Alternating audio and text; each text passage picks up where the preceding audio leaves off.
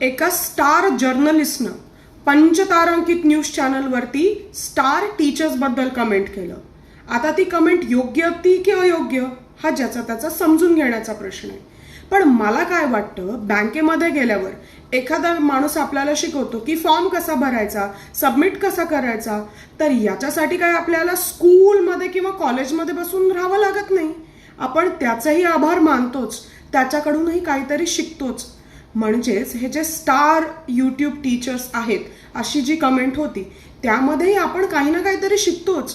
हे वेगवेगळे AI tools येण्याआधी यूट्यूब हे second most wanted search engine होतं स्कूल गोईंग स्टुडंट्ससाठी आणि हाऊसवाईफसाठी. याचा महत्त्वाचा अजून एक पैलू म्हणजे जागतिक लॉकडाऊनमध्ये खूप जणांना वेगवेगळ्या गोष्टी या यूट्यूबनी शिकवल्यात. लांब कशाला जायचं, मी सुद्धा अगदी वेगवेगळ्या रेसिपीज यूट्यूबमधूनच शिकलेत. मग आता मला रेसिपी शिकायच्या असतील आणि घरी ट्राय करायच्या असतील तर मी काय हॉटेल मॅनेजमेंटच्या कॉलेजला जाऊ आणि तिथून मग शिकू आणि मग घरी करू का? तर असं काही नाहीये.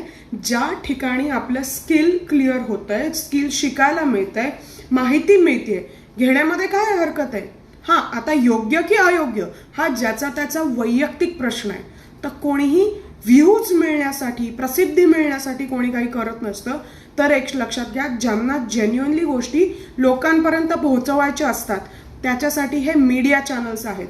आणि मग मोठमोठ्या पंचतारांकित न्यूज चॅनल्सचं काय, तेही तर लोकांपर्यंत माहिती पोहोचवतातच.